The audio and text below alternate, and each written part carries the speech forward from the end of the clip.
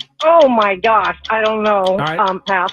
You might have a sweet tooth if you enjoyed the successful 1988 Bow Wow Wow cover version of which song? I want candy. Correct. Which catchy 1999 pop ballad is considered the signature song for the Backstreet Boys? Pass. All right. Foreigner's biggest hit to this day remains which 1984 power ballad from their Agent Provocateur album? Foreigner. Pass. Oh my gosh. Which 1989 Queen hit starts with the band singing the title a cappella 3 times in a row before singing I Want It Now? Pass. That's all right, tough gosh, one. Let's I go know back to this the song. 2-second song. It's Michael, yeah? It is the Jackson 5. We're out of time, though. That was I Want You Back by the Jackson 5. You got I Want Candy. Backstreet Boys is I Want It That Way. Foreigner is I Want to Know What Love Is. And Queen is I Want It All. That's a tough category, though, today, KC. I don't know. We'll see. I don't think Woods is going to sweep this one for sure. This is definitely a tough one today. Going deeper and digging deeper into this category. So we'll see. KC scores locked in. Woods returns now. Gets the same 5 questions in the same 60 seconds. 60 seconds on the clock. Woods, your time begins when Paul plays the music. Good luck. Let's take on KC. I Want You Back by the Jackson 5. Correct. You might have a sweet tooth if you enjoyed the successful 1988 Bow Wow Wow cover version of which song? Pass. Which catchy 1999 pop ballad is considered the signature song for the Backstreet Boys? I Want It That Way? Correct. Foreigner's biggest hit to this day remains which 1984 power ballad? I Want to Know What Love Is. Correct. Which 1989 Queen hit starts with the band singing the title a cappella 3 times in a row before singing I Want It Now? I Want It All. Correct. You might have a sweet tooth if you enjoyed the successful 1980 Bow Wow Wow cover version of which song?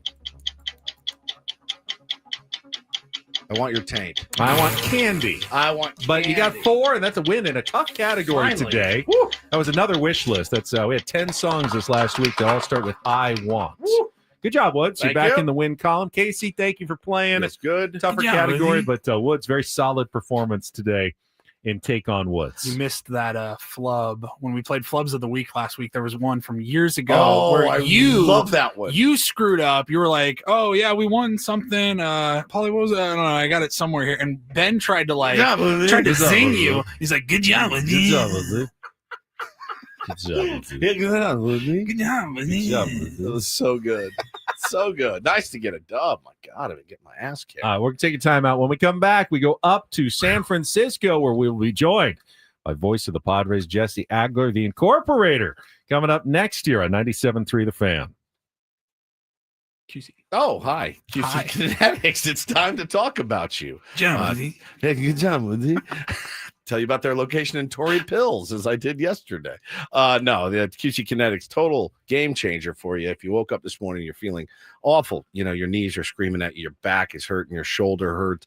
If you're a weekend warrior like me, or you are, missing out on, let's say you're training for a half marathon or something you've always wanted to accomplish. And, your joint pain is standing in your way. Highly recommend heading on over and doing a free consultation with the medical pros over at QC Kinetics. Thousands of patients will tell you, like myself, they wish they would have done it sooner. They turned around their lives with QC Kinetics regenerative treatments, work with your body to help restore and repair damaged joint tissue. It's exactly what they did for my wrists. So check them out today. No scalpels, no pills, just long-term relief with no dreaded recovery. You can bring your x-rays in, your MRIs to QC Kinetics. They'll take a look at them, and you'll have a no-pressure chat, thorough evaluation to see if you're a good candidate. And the worst case, you learn something new. Best case, you get your life back. ASAP, get the phone right now. Give them a call today. Locations in Hillcrest and Torrey Hills. 619-614-PAIN. 619-614-PAIN. Once again, 619-614-PAIN. It's QC Kinetics.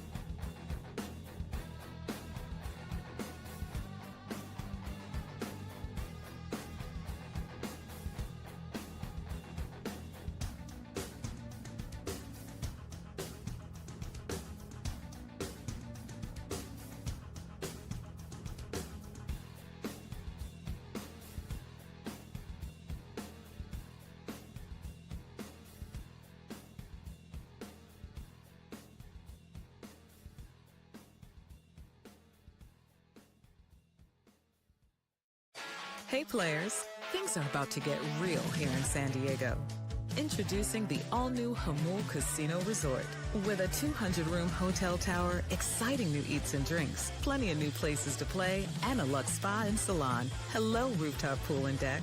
It's where players can play their hearts out and enjoy all the perks that come with it. It gets real this summer at the all-new Jamul Casino Resort, the players' place.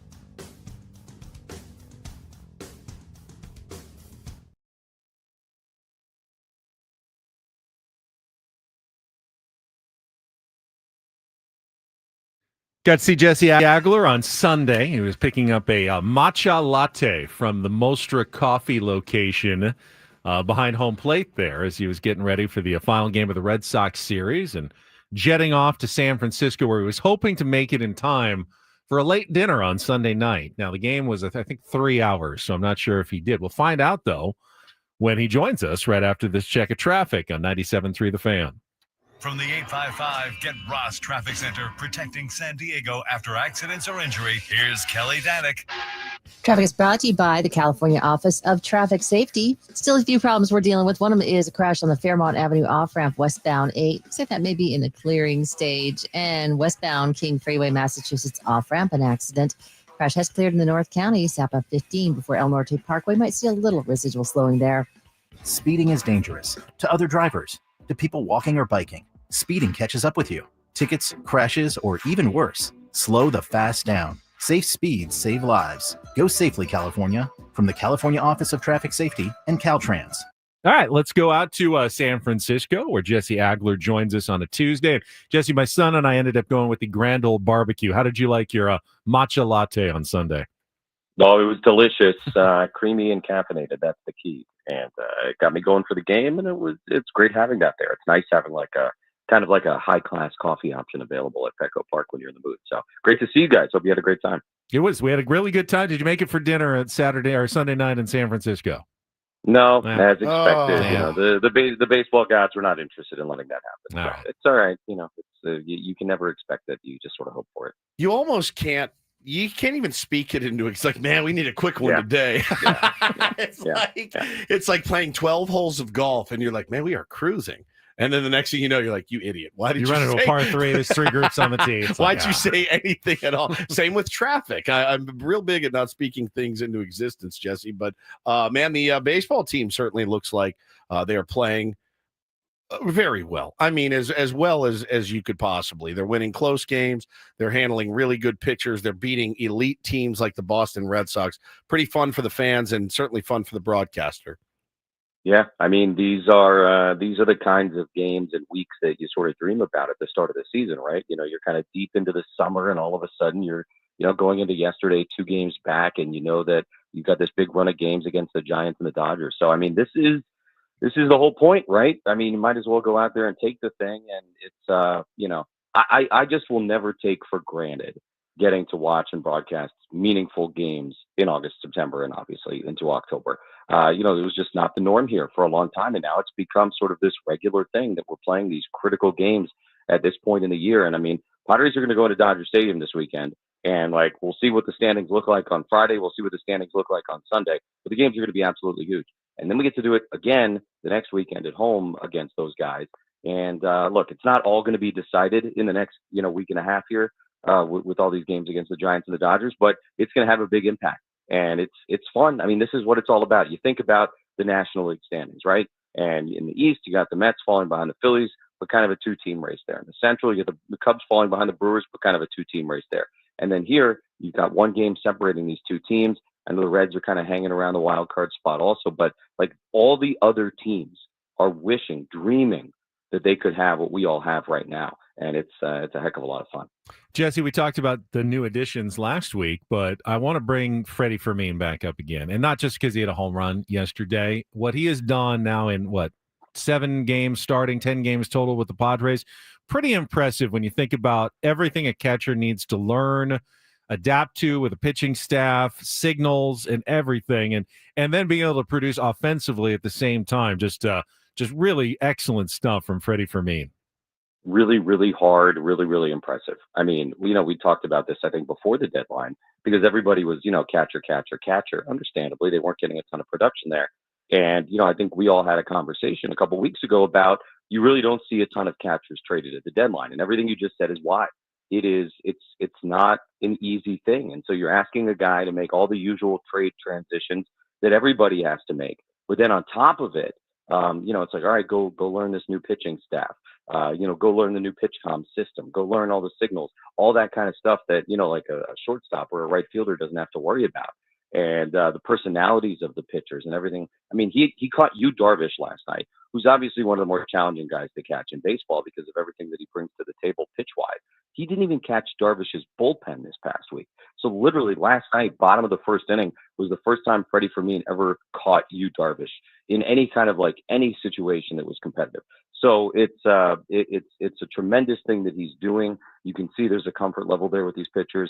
For Freddie, obviously work in progress, but it's only going to get better. And it's not something we should take for granted that this guy is being able to go out and do what he's doing, because again, it's not normal and it's not easy for a catcher to come in at the end of July and be able to do what he's doing. Well, speaking of not easy, talking to Jesse Agler, it's easy to talk to you. I did that wrong. It's very easy to talk to you. But speaking of not easy is taking a diminished role with a team that you're getting everyday starts. And Gavin Sheets, my heart swelled last night when I watched him get a couple of knocks. I saw Fernando gave him some love on his Instagram stories, which Fernando's Instagram stories get a lot of play, I'm sure. I just thought it was cool, man. I did. I got he just had a baby and they come to him and they say, we're adding all these guys and you just need to be ready. And it was such a cool thing to watch him get a start and to have a key double last night. I just thought it was awesome. And, those are the kind of teams, Jesse, that are able to pull together, put ego aside. And those are the teams that can do some damage, man. No doubt about it. And, what Gavin is dealing with is really tough. But I thought he had the quote of the year, after the deadline talking about all this. And he said, look, coming into the season, I had 2 goals. One was to kind of get myself back on track offensively and kind of show what I can do at the plate. And the other is to win a World Series. And he said, I've done the first thing. And nowhere in there did he say, I want to start 155 games. Yep. Nowhere in there did he say, I want to hit X number of home runs. He said, I just want to get myself back on track. And he's done that. And so, for him to say that, and for him to feel that and say, all right, hey, now the only thing that's left to check off here this year is to win it all. I mean, that's the ultimate team guy, and can't say enough great things about Gavin Sheets. But look, we all know how this game goes. I don't think any of us who follow baseball would be surprised if at some point, in September or October, Gavin Sheets is in the middle of something gigantic for the Padres. That's just how this stuff works out. You never know how it's going to go. So that's where the whole stay ready thing comes in. And you're right. I mean, last night, only his second start since the trade deadline. You mentioned the big double. His pinch runner comes in to score a big run for the Padres. It was great to see. Not easy, probably not particularly fun, but ultimate team guy. And, I've been meaning to talk to Mike Schilt about this. I will at some point in the next couple of days. Just sort of like the art and science of, post-trade deadline lineup construction. Yes. Because, I think the standard baseball, thing is, hey, you got to get the new guys in. And I get that, right? You need to get them acclimated as quickly as possible. So you're going to get a lot of starts for new guys. Padres obviously have a lot of new guys. There's a big trickle-down effect there. So kind of see what he says about that, because I think there's a lot there to unpack, and it's not an easy thing for a manager to handle. Get the incorporator here in a couple of minutes as Jesse's back on radio this week. But what the incorporator word will not be was the suggestion by C20 Moreno. Too easy, because he said caterwaul. What's the what was the discourse between you and Bob on the fan that was very close to the crowd mics last night at Petco Park? Because we've discussed her quite a bit this morning. We mentioned her once. Okay. I just wanted to sort of acknowledge that. Yeah, we know. Yeah. I think I said something like, hey, we're going to send Dave Marcus down to interview her, see what she's so excited about. But, I'm not trying to throw anybody under the bus, but, the way crowd mics work at the games, right? So the radio stations or the radio broadcast take the sort of like crowd effects, as we call it, from the TV. So TV is, mixing audio, and there's a guy there that's doing that. And, we have pretty much the same audio as TV has. So, there's really nothing that can be done. I know security came and checked on her and wanted to make sure she was okay, but she was very enthusiastic. Look, if I'm, Oracle Park operations, maybe I'm thinking about moving that microphone somewhere else. But I feel like every time we come here, there's somebody down by that field microphone. Yep. Right. So, maybe it's time to check the settings on that microphone or move it or turn it off. I don't know. But, look, she's not doing anything against the rules, right? She's just very enthusiastic and screaming. But yeah, we heard it all night. It's distracting, right? Like it is. It's got to be, because if I was in here doing a show and I heard that in here, I would lose a lot of focus, and I have very little focus anyway. It would really throw me off my game. It would really throw me off my game. So kudos to you guys for being able to put your head down and just kind of get through it. You get kind of used to it. Like, it just reminded me of spring training. At spring training, there's always a guy that's like the whole game. And it just is like, I get it. Have you ever said anything to anyone like before, like leaned your head out and been like, hey buddy, shut your pie hole, please? So the only thing like that I can think of, game 3 of the wild card series at Citi Field, the Musgrove Ear game. Right. Oh yes. The visiting radio booth in New York is really poorly positioned. So is the home radio booth. They messed up the booths at Citi Field. It's like all whacked out and like whatever. So basically there is a section of fans that sits right in front of us, and it's kind of like an accessible wheelchair setting, situation, but there's also fans there who are not in wheelchairs, just depending on the night, I guess. Is it like standing room? Right. It's kind of like a standing room thing. Yep. And so that game, there was this one particular guy who kept standing up, and the security says, hey, we're not really supposed to stand here because it blocks the view of the announcer, blah, blah, blah. So because I've been there enough times, I see them do that. They're very cool about trying to make it as easy as possible for us. But it was game 3, elimination game of a playoff series. Mets were not having a good night. This guy definitely had a few beverages.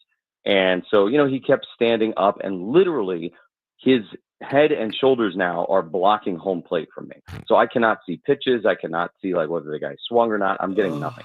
So I'm kind of like leaning my head out, trying to make eye contact with the security guard. He comes over, tells the guy, but the guy keeps standing up and like getting in the way. So at one point, like kind of late in the game, there's, a big moment or whatever. Yeah. I'm like, I turn off the mic. I'm like, hey, and I'm trying to be cool and nice about this, right?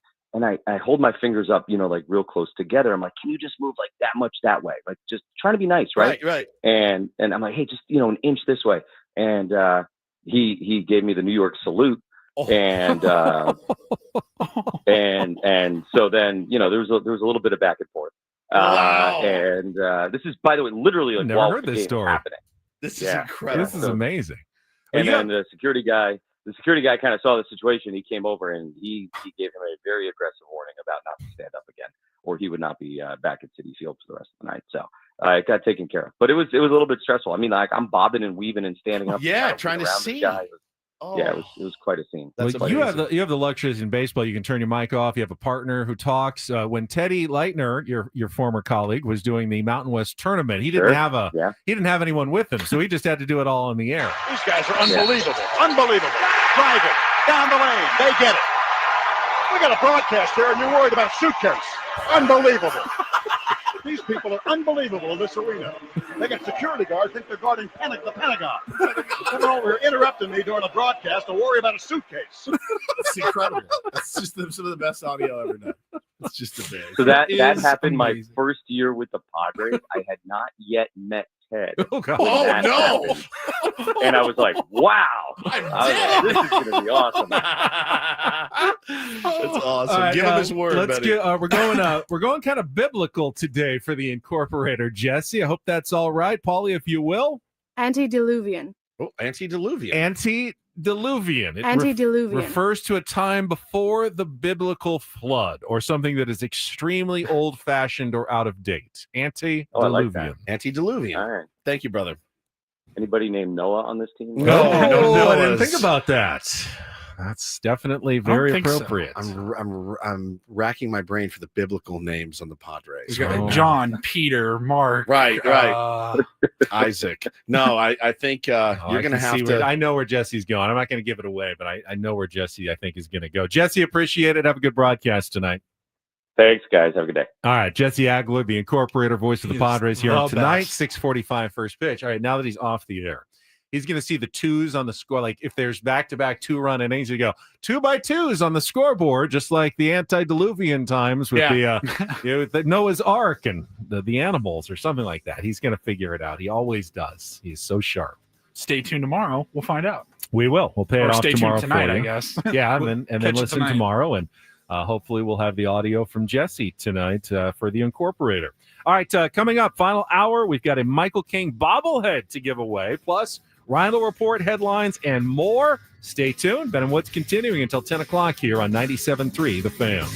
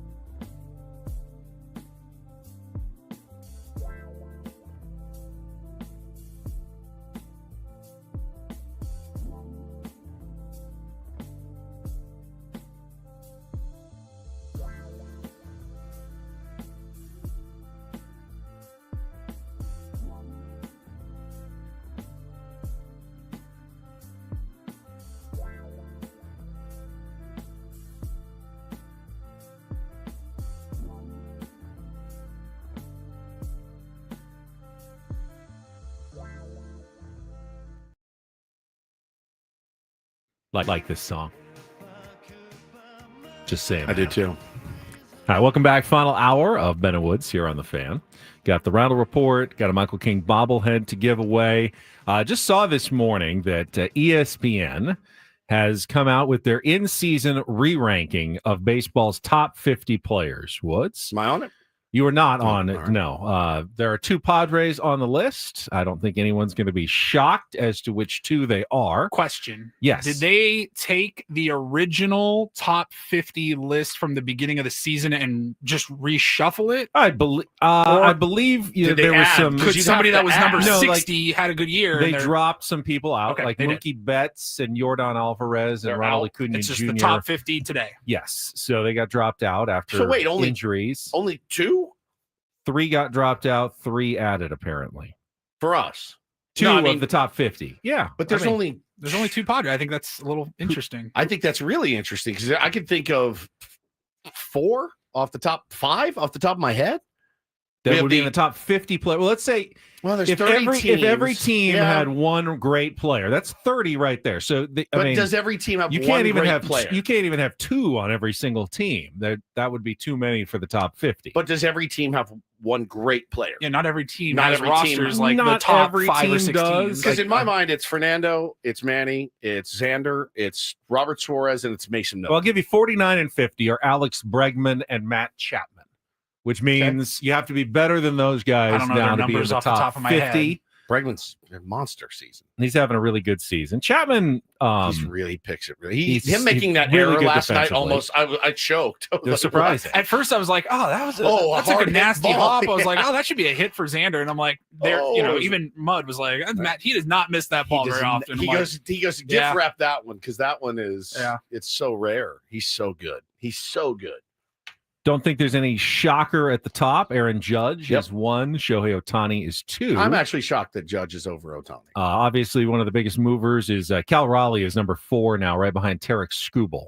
But for the Padres, you go down to number 13, where you find Fernando Tatis Jr. And they write about That's interesting. Fernando, ahead of Manny. He says Tatis hasn't reached the offensive heights from before his injury and suspension, but his off-the-charts defensive metrics have helped him to one of the highest WAR totals in the NL. He's already drawn a career high in walks, giving him a high OBP, while also cutting down on his strikeouts. And then they say what to expect from here.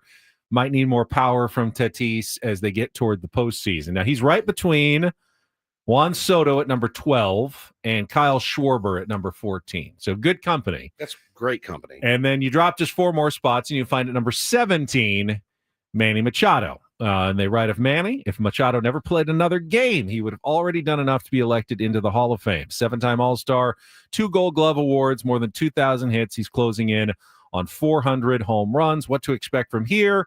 Just turned 33, so he's still in the prime of his career with adjusted OPS of 135 this season.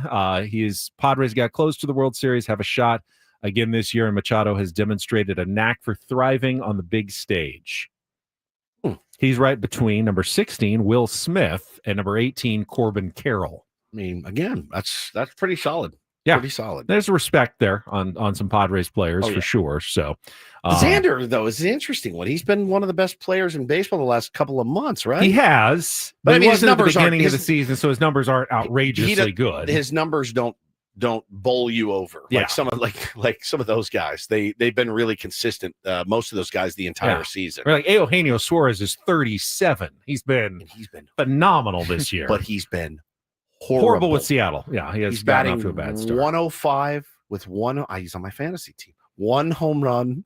It's been like when you get a guy like that at the deadline, you're so stoked. You're like, we're the Mariners. We're going to do it. And then he comes in. He just cannot get it going on the new squad. I'll tell you one thing. I had a buddy who's really got Mariners fever this summer, for sure. The rest of the Northwest. He goes, "How did you guys ever let Josh Naylor go? We love this guy. I want him here. I want a 6-year contract like today." Yeah. They love Josh Naylor. They loved him in Arizona too. Yeah. They loved him in Cleveland. We loved him here. Yeah, we loved him here. He was blocked by a guy that we're still paying who's no longer even in baseball. Exactly right. And you had to make other moves, and I understood. They tried him in the outfield, and it just was not the fit. Yeah. Last night, starting pitcher Logan Webb checked in at number 38 on the list. No relief pitchers on the list. Okay, so they didn't put any relievers. They didn't put a single relief pitcher on the list, which is where the Padres might be strong, but no Mason Miller, by the way. No Robert Suarez, no Adrian Morejon. They just, I guess, it's hard when, however you're determining value, relief pitchers don't get that many innings, so they don't put up big-time WAR numbers. Not that it's simply based on WAR, I don't believe, but I'm sure it factored into their thinking as they were making this list. Tough to have, for me at least, it's just tough to wrap my head around, like, pitchers being, like, the top 3. I mean, like, Skubal's really, really, really good. Yeah, but he goes like, every 5 days. I don't know. I mean, when I'm looking at the list here, I mean, who would you rather have? Skubal or like Cal Raleigh, Bobby Witt Jr., guys that are out there every single day and producing. It's just, I don't know. I think that has to diminish some of the value. Yeah, it's not diminish, but you know what I'm saying. Every 5th day. And he's, how many starting pitchers are on there? It's got to There be are, Skeens, let's see, 4 in the top Skeens 20. number 6. Skubal, Skeens, Wheeler, and Christopher Sanchez cracks the top 20 now. So that gives the Phillies two top 20 starting pitchers, 4 in the which top is 10. Why they're very... 4 pitchers? Wheeler, Crochet. I missed Crochet, yeah. He got rocked last Skeens. night. We missed him, and he got rocked. I mean, maybe the Padres have thrown a little wrench in the Red Sox plans, but no, I mean, I love a good starting. I love an ace. An ace like that is certainly. Well, the Padres have one in Michael King. No doubt. If he pitches like Michael King, I think he's someone who would be under consideration for this list in a healthy season. Yeah. That's just one of those things that I feel like you have to have 2 separate lists: top 50 pitchers, top 50 players. It's just the what they bring to your team is just so different. Yeah, every 5th day, different. Speaking of pitchers, we get our second look at Nestor Cortes tonight for the Padres, making his second start. Had some ups and downs in his first appearance, but I thought the stuff looked pretty decent, especially coming off such a long layoff from his last start and his rehab. Even hopefully he gets a little more locked in, because I do think he can be a very valuable contributor for the Padres going forward. I still don't know why exactly he was made available, and Brandon Lockridge was the price tag, but and then the kid they got back too, the prospect too. Prospect, I guess, has been tearing it up right now. 18-year-old. Just ripping the cover off the ball, playing really good defense from what I understand. It's it's a little bit out of my purview, but he was a really good prospect. And again, you got Nestor, who's starting games for you in a big pennant race, Ben, and you got this prospect, and you gave up Brandon Lockridge for it. Seems like a no-brainer. Now, Brandon Lockridge is actually I think he's got 7 RBI for the Brewers right now. He's a natural fit. I think he had all of 7 when he was here. Brewers magic. Yeah, the Brewers magic. He'll be going up against Robbie Ray, who pitched well against the Padres back in June, 7 innings, 1 run. He's been walking a lot of guys this year. We'll see if discipline comes into play for the Padres lineup this year. And I said I think last week when he started, Nestor Cortes, to me, if you want to win the division, he's one of the key players, because you figure the Padres are going to win their fair share of games, especially with a lot of games left against the Rockies, the White Sox, the Orioles in September.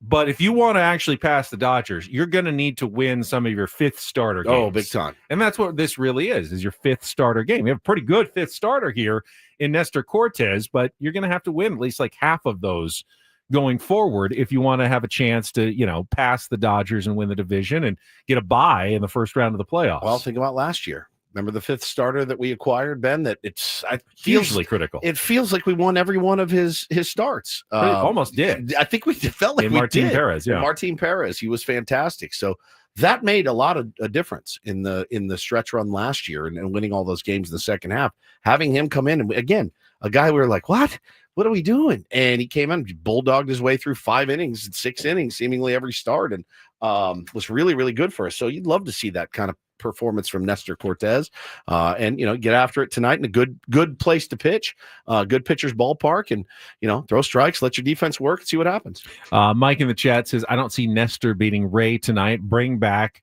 Randy Vasquez. Randy Vasquez got hit pretty hard in his start at AAA for El Paso against Oklahoma City. Gave up 3 walks, 5 hits, a home run. just 40 strikes and 68 pitches. His confidence got to be shot, man. It really does. Like that's tough. It's tough. Like those results don't even mean much to me, other than like, bro, you were taking the ball every fifth day.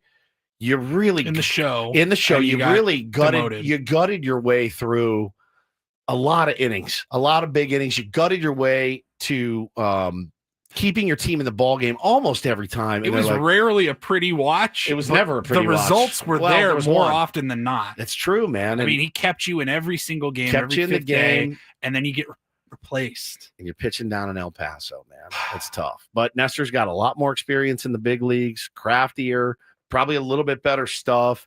Certainly fresher. Off the injury. How important is it for the Padres to have a lefty just to break up the string of righties as well? Because 100%. With Vasquez, you're all right-handers.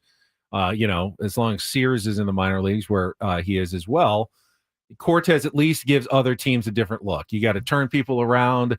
You got to, you switch up their lineup. They can't just get locked into facing righties every single night. So it does have that added benefit for the Padres rotation of having a veteran lefty in there. Yeah, I agree. And, listen, Mike says that I don't look, if you had to make me put a bet on it, I probably wouldn't take Cortez over Robbie Ray if I was what are the odds tonight? Paul, you're usually good at finding those pretty quickly. I mean, who's the favored team in tonight's game? Last night, the Giants were favored. Logan Webb, obviously, top 50 pitcher in baseball. Well, I'm sure they're favored. The Giants? Yeah. You're sure? Yeah, sure. Slight favorites. Padres are a better team, though. Yeah, they are. Giants are minus 112. Padres are plus 101. Okay. So fairly tiny underdogs tonight. In your bullpen tonight, you will have a very fresh Wandy Peralta, maybe my favorite Padre on the squad. Can't wait to see what hijinks Wandy gets into tonight. You can rest assured, whatever happens, make sure you take a look at him walking off the mound. Just what's the formula? Get 5 solid out of Nestor, and then even 4. You could get 4 innings out of Nestor. Wandy, Cortez. Morgan, Morejon, Adam, and Morejon. Yep. You've got Yuki hasn't thrown since Friday, so that's if you're up or down big. And Mason Miller, how many pitches did he throw? I mean, he can go back-to-back days if you absolutely need him. But 13. So I would think he is definitely available if you needed him tonight. Can we pause for a second and just talk about that guy for a second? Sure. I may love watching him pitch as much as I've ever loved watching anybody pitch ever. And I mean ever. I'm talking the days of growing up, watching the Maddoxes, watching all Randy Johnson, all of the great ones, Roger Clemens, Nolan Ryan. When Mason, and it almost sucks that you only get to watch him for 3 batters. I mean, it's like, I need more. When he walks up the mound, I'm like, about 11, 12 pitches. Yeah, 12 pitches. I'm like, is there a way to get him on the mound more? I love everything about that dude. Everything. He's my man crush. There's been a very intriguing development in Mason Miller land in the last couple of outings as well.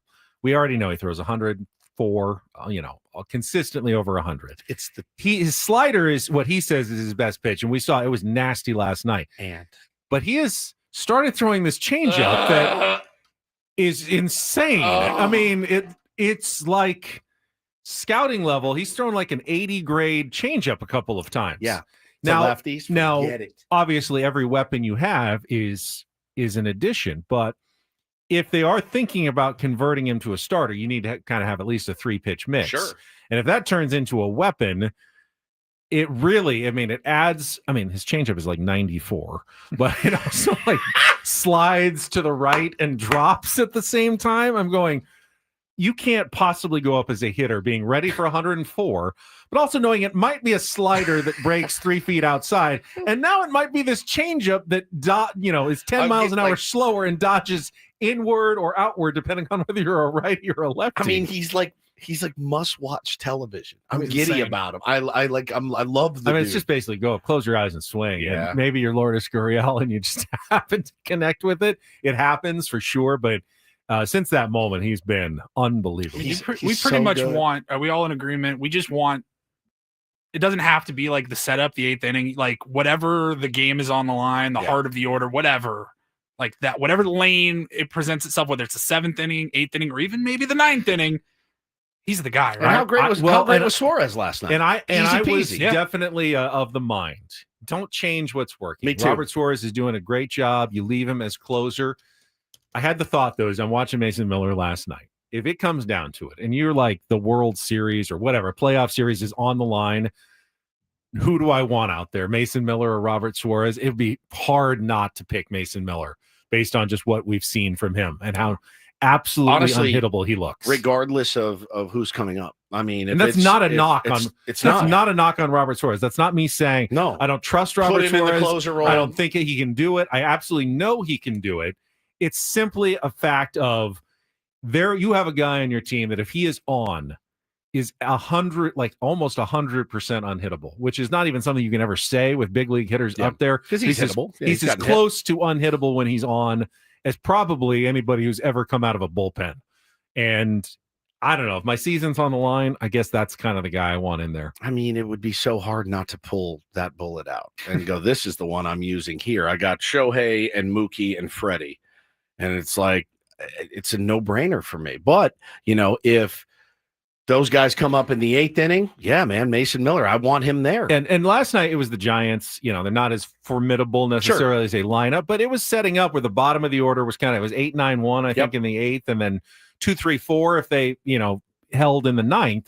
And there was talk, like, would you rather see Suarez against the bottom and Miller? And I didn't think they were going, and they didn't, but if it is the Dodgers and it's like you're holding on to a 1-run lead and they've got 7, 8, 9 coming up in the 8th and 1, 2, 3 coming up in the 9th, are you holding Mason Miller for the 9th in that situation for, Ohtani, Betts, and Freeman and pitching Robert Suarez in the 8th? I don't know. It's a good problem for Mike Schilt to have. Great problem to have. Really good problem. I see people in the chat, it went away, but they were talking about, like, do we even know if he wants to be a starting pitcher? Because there was all that discussion when we acquired him. It got muted pretty quickly by the organization, at least for this year. Like, no, he's a relief I think pitcher. every pitcher, if they had the choice, would rather be a starter. You make a lot more money. As much as you were just saying, like, I'd want to be I'd want to be a reliever. You would do less. Do less. I think being a closer would be the sickest. I mean, it's more. I think I would vomit on myself. If the season's on the line and put me in the 6th, and it's Ohtani and Freeman are 2 of the 3 batters, is it Morihone who you want out there? No kidding. He's been that good. No and kidding. He's lefty. I mean,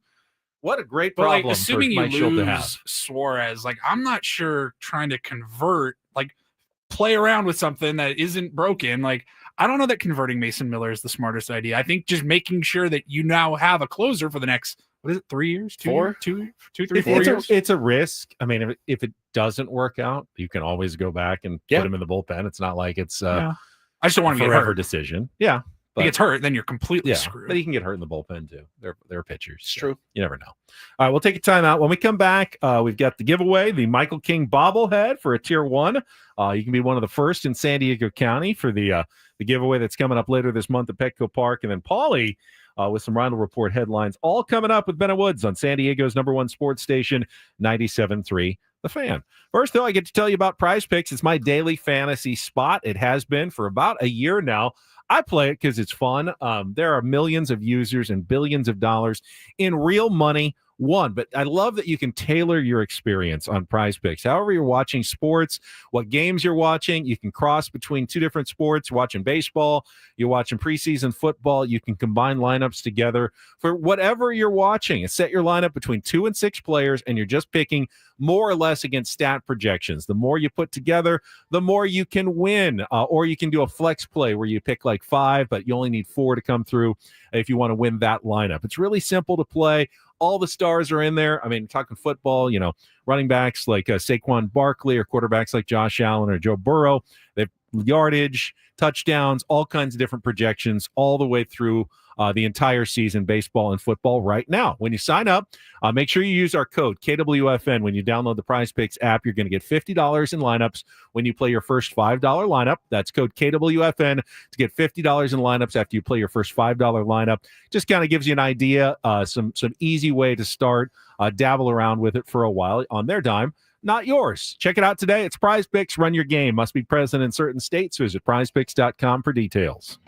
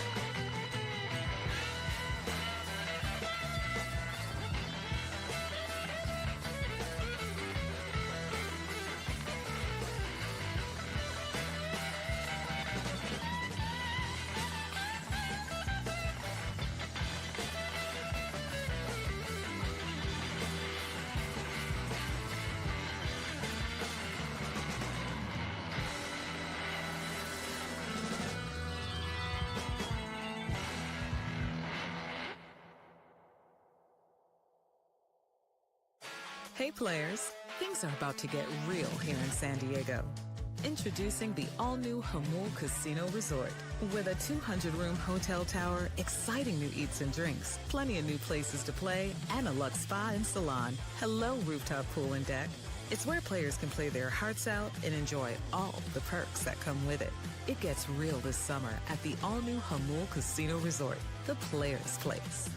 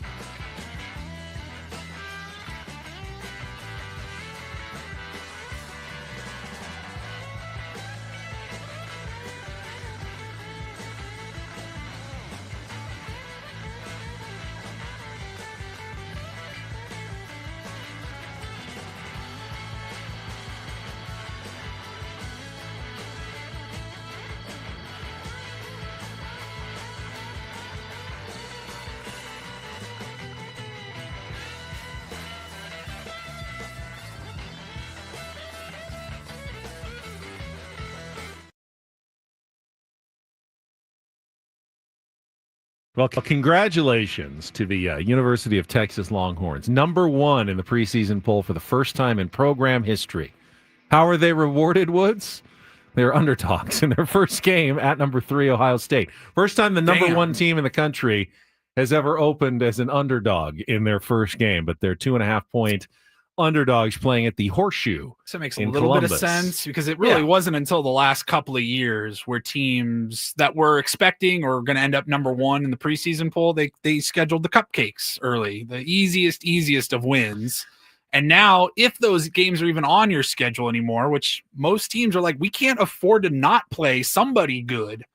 It's, over the course of the year, like they are putting them kind of in the end of the year now. Yeah, usually Alabama will play, some bad school late in, November, D2 school, to set up before the SEC championship, kind of get a bye week almost. But with the expanded playoff, it's no longer lose one and you're out. And so you can actually build up some strength of schedule. You can afford to play a good game. And if you win it, great. If you lose it and it's close, probably helps you. Yeah, losing to the #3 team later you. Later in the season anyway. So it's good for college football fans and that we get better matchups and you're not afraid to schedule better teams early in the season. Well, and those losses, if you lose, you're not done. Exactly. That's the best which part. is great. I mean, the Irish made the friggin' the championship game last year after losing to Northern Illinois. Like that's what the beauty of the college football playoffs. It's just because you remember, Benny, back in the 80s and 90s, like if you lost in week 2, you're like, why am I watching? Right. Like, here we go, going to the Alamo Bowl. It never like, made sense to me either. Sense. It's not about being the best team in the first couple of weeks. Correct. You should have the ability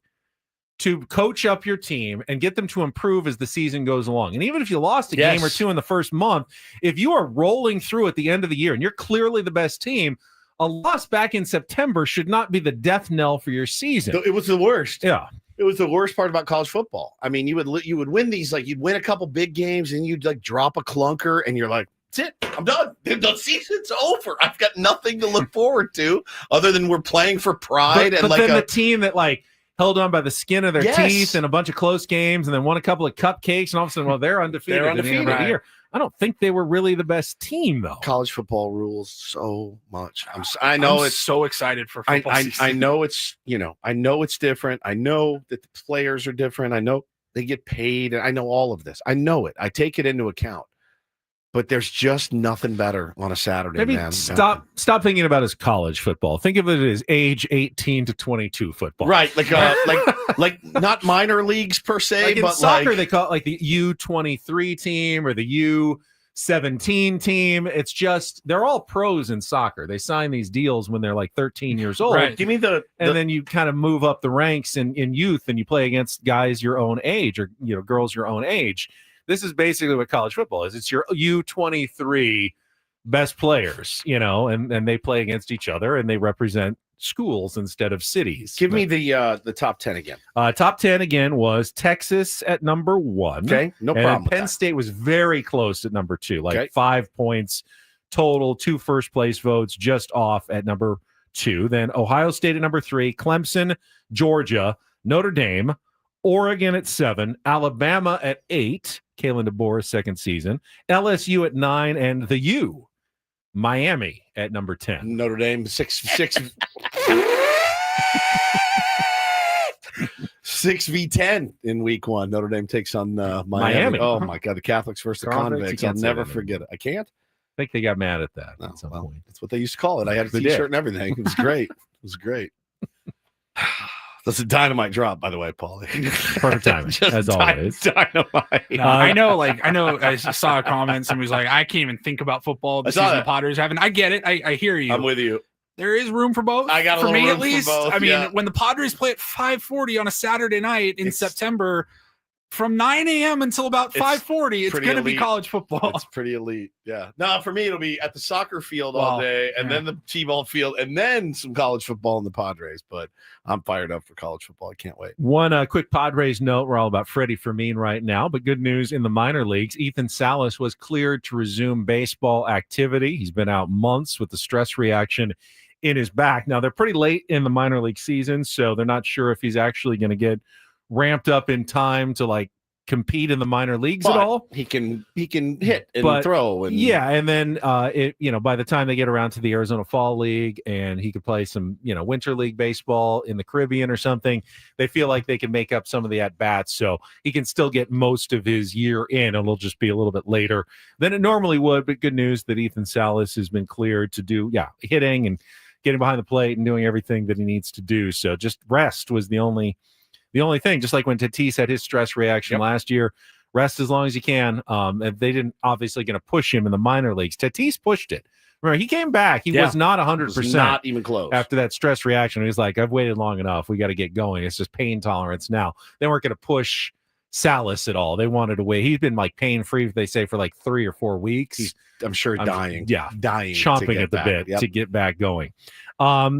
By the way, speaking of Padres, now is your time to call in and win. And I know people are going to love this prize, our Michael King bobblehead. So I'm going to make it the 10th caller. We're going to have to wipe the phone lines twice as Polly goes through, but start dialing now, 833-288-0973. 10th caller is going to win the 2025 Michael King bobblehead presented by Cox. Features the Padres ace taking his throne on the mound, donning a gold cape and a crown. It's going to be given away Wednesday, August 20th, 1 week from tomorrow. First 40,000 fans in attendance. First pitch, 6:40. Gates open to the public 90 minutes prior. Arrive early. Make sure you get your Michael King bobblehead. And for tickets, you can go to Padres.com/tickets. And to learn more, you can go to Padres.com/giveaways. 10th caller, 833-288-0973. Well, quickly, gang, just talking about the Michael King bobblehead. Eco Water is water fit for a king. What do you think about that? Nice. I have just drained I'm out of my my Eco Water. I need to go refill it because we got it in the kitchen here. You should get the system at your work, at your home, certainly, because hard water, which is most likely what you have, silently wrecking your plumbing, appliances, and water heater. No more green buildup, that gunk that gets on your shower heads and all that. It's gone. We had to replace ours, and we did get the EcoWater system in our home, keeping water soft since 1925 with their reverse osmosis system. It is bottled quality water straight from your tap. Every time. All right. Their alkaline filters take hydration to even the next level. We've got the EcoWater system. We love it so much. Make sure you get it done. Clean water also deserves clean air. EcoWater SoCal has state-of-the-art air purification that removes 99.99% of pollutants. We got pure water, fresh air, and a happy family. Get a free in-home water test today and try the Soft Life and alkaline water now, just $9.95 a month. Call 760-350-3338 or visit EcoWaterSoCal.com. Let them know Woodsy sent you. Not everything in life should be hard, especially your water. Keeping it soft since 1925. EcoWater, your water should be perfect.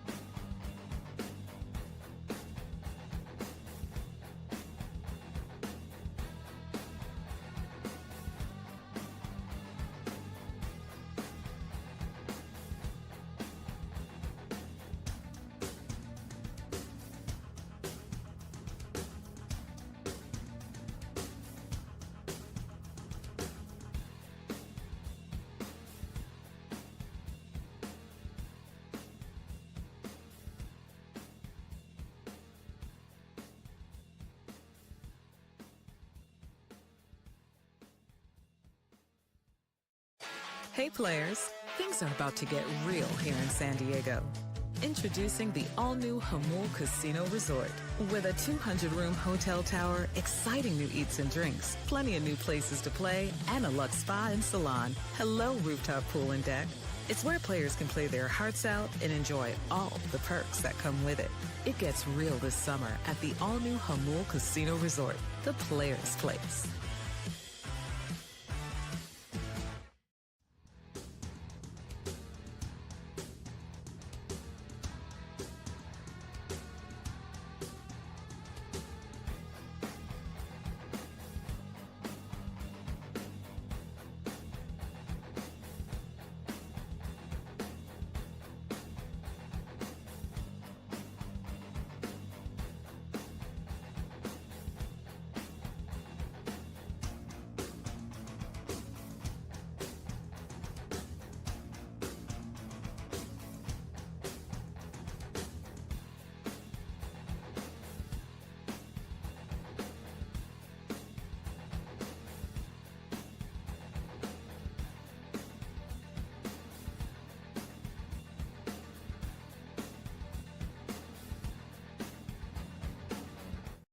Congratulations to Mark, who just won our Michael Head bobblehead giveaway. What? Michael bobblehead. Or what? Michael King bobblehead. Yes. There's a flub. Yes. Add it to the mix. I'm trying to. You got your camera not pointed the right way, so I was distracted trying to get you to move your camera, Woods. Move your camera. Michael Head Bobble King. Michael King bobblehead giveaway goes to Mark. Oh my God. You see my soul leaving my body like in Ghost? All the bees or whatever. Oh my God. Secondly, we were chatting with Carly, one of our sales execs here, about our appearance this Saturday. So I want to remind everybody this hour on 97 Through the Fan is brought to you by Moneyline HQ. Join us, Ben, Woods, Paul, at 6 p.m. this Saturday for a night of fun and baseball at Moneyline, the new sports bar in Encinitas, with 30 TVs, 2 patios, amazing food and drinks. Plus, we'll have great giveaways this Saturday, August 16th, 6 p.m. Moneyline Sports HQ, 345 South Coast Highway 101. And then I asked you, Woods, because I've got a kind of a different look today. I'm going with a tucked-in blue T-shirt with a white belt and my... It's more of a gray belt. Slightly off-white. I have a gray belt, but this is a lighter colored belt. But I asked you, is it okay for me to tuck in the T-shirt, especially if I'm wearing slacks and going to work? I mean, you're going to work, so like, yes, I almost think you have to if you go to work, right? If you're going to another office. If I had to go on camera, I just throw my sport coat over the T-shirt. Yeah, and I think that's sharp. actually a pretty good sharp look. Yeah. But now when I'm not wearing the sport coat, it's kind of weird, maybe with the T-shirt tucked in. But I feel pretty comfortable this way. Mm. And I don't like not being tucked because I'm afraid to lift my hands over my arms and then the T-shirt rises up and everyone sees my midriff. I don't really like exposing my midriff. You don't like your bare midriff I exposed? do not like it exposed. I do not. But wait, why would you be where are you going that you need to lift your hands? Well, you know, in TV, sometimes you're like loading stuff. Like, how many times do you do that? I can't. My camera gear. Sometimes I got to load it in the and then car, and I'm carrying stuff. Your midriff shows. My midriff then shows. Nobody wants to see that. No one wants to see that. No, I'm with you. But you don't tuck in very often. No, at least and in the morning. I never do. Sometimes you golf, you have to tuck in. I tuck when I golf. Yeah. I always tuck. And I almost always tuck when I golf. Sometimes at the GOAT, you can go casual, no tuck. Yeah, I'll do a T-shirt at the GOAT, but Yeah. I do think I would like to. Tucking has been, I think, unfairly ridiculed. When I was a kid, it was it. My mom always made me tuck everything Same. in, but the cool kids didn't tuck, and I you felt thought, like it they're such branded me. hoods. It branded me as an uncool kind of nerdy kid. Correct. But I was always very uncomfortable untucking because I was so used to tucking in everything. Did you ever, okay, Mom, love you too. I'll see you when I get home, and then rip the shirt? I did that. I pulled it. My mom was. I didn't do that. No. Oh, you just no. wore it. Yeah, you couldn't change the look between the start of the day and the end of the day. I do think it's where you're. Like I think it's like where I was when I grew up. It was you tuck in, and you have a button-down shirt, you tuck it in. You have a polo with a collar. I say collar shirts. I think they're always tucked. But since I moved here, short sleeve never. Button down short sleeve always untucked. Like a Hawaiian shirt, you never tuck that. Correct. In, right? Okay. Correct. Long sleeve though, got to be tucked in. Yeah. Tyler says I had a mother tucker too. I had a mother tucker. You had a mother tucker. And that's how that goes. But yeah, Hawaiian, I had my 3 Hawaiian shirts I wore. Untucked. Untucked. Yeah, of course. Never tuck the short sleeve button down in. Tuck the polo and tuck the long sleeve. But my wife laughs at me when we go to dinner and I tuck in a button down, a long sleeve button. She's like, you got to tuck in the That's long what I sleeve say. button No, down, that ain't right? the style anymore. Slacks is a must tuck, I think. Yeah, and especially the style of pants. Of course. Like jeans, I'm Jeans, okay. no, I'm you don't tucking, tuck into jeans. You do, but other people don't. Slacks, Most people sometimes don't. I do tuck into jeans. Yeah. A mother tucker. Yeah, I got one too. It's great. All right, Paulie, take it away. I think you look fine. Traffic, and then Paulie's got his Rhino Report headlines to wrap things up. Thank you. From the 855 Get Ross Traffic Center, protecting San Diego after accidents or injury, here's Kelly Danick. Traffic is sponsored by Robert Half. Got a collision clearing from the Massachusetts off-ramp westbound King Freeway, and a couple problems in the North County, northbound 15 before the 76 crash over the right shoulder, and northbound 5 coastline before Basilone accident over to the right shoulder. At Robert Half, they found that 67% of companies want to increase contract talent. That's why the recruiters' expertise and award-winning AI work quickly to find the candidates you want. At Robert Half, they know talent. Visit roberthalf.com/talent today. I'm Kelly Danick with Ben & Wood, San Diego's #1 sports station, 97.3, The Fan. And get things started here with our today's edition of the Rhino Report. Now tuned into the greatest. Welcome to the Rhino Report with Paul Reindl. Hi, Paul. All right. 2 stories from the world of sports that we haven't gotten to yet. We'll start off in Major League Baseball. And 1 story that you didn't know you needed. Are you laughing, biatch? It's the Rhino Report Hey, Paul, how you doing? Okay, how are you? on 97.3 The Fan. Are you ready to bless the mood? I need some help, please. That was good. Can I get a yeah? Oh, yeah. All right. Congratulations to Mark, who just won our Michael Head bobblehead giveaway. What? Michael bobblehead. Or what? Michael King bobblehead. Or Michael Head. Michael Head. Yes.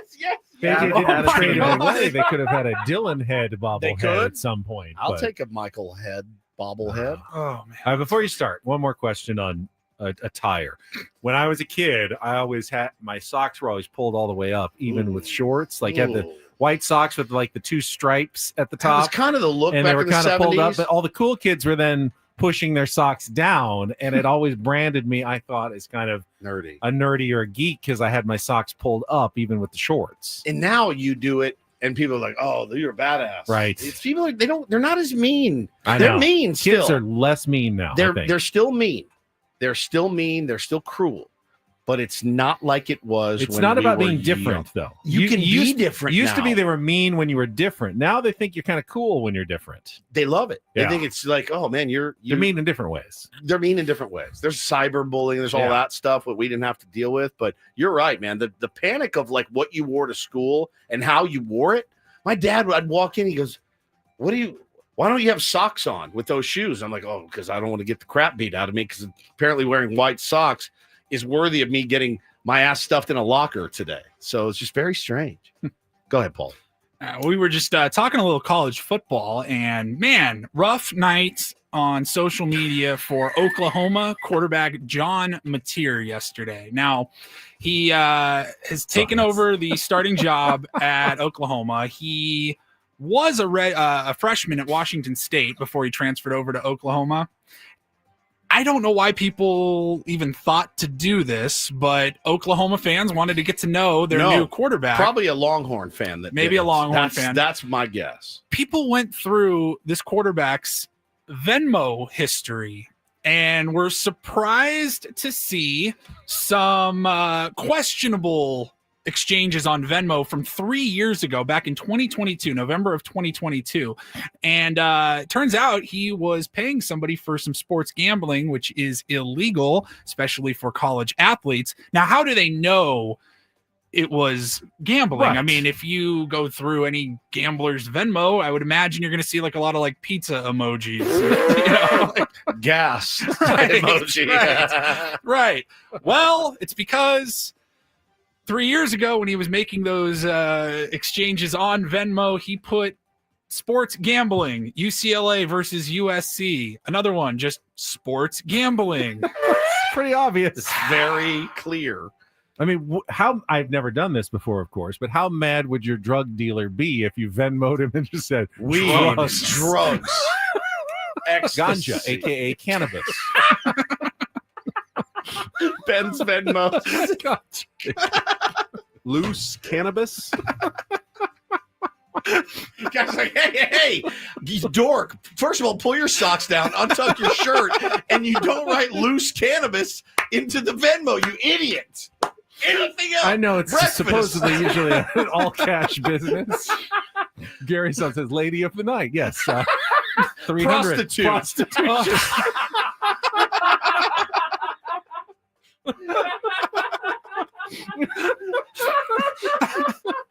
Prostitutes. Oh, my stomach hurts. Oh, my stomach hurts. Bro. Yeah, I tweeted it last night. I said, well, I mean, points for honesty. It's not a lie detector. You don't have to write. You don't. On your Venmo when it's really for. Yeah. They don't test you on it later. No, it is incredible. I mean, and then it's not even worse. Like, he also did the classic teenage boy. There was one that's slapping some balls. Was another one of it. I don't know if he's honest. Now I'm wondering what that could have been for. That could have been golf. That absolutely could have been golf. Could have been big fat rooster. There's another one. He paid Kyle Thornton that for some big fat. Interesting. Doing dumb stuff, but he went and deleted all his transactions. He deleted all his transactions. Is anything going to happen to him? Is he in any kind of trouble? I don't think so. OU has said they are aware of the situation and they are handling it. But now, so this kid goes to play in a huge game and it's just going to be signs everywhere, like college game day. I mean, he's done for, but I think you take it in stride and move on. He didn't kill anybody, certainly, and it gave me such a chuckle last Katrina night. says every Venmo, no matter what, services rendered. Services rendered, yeah. Glory hole.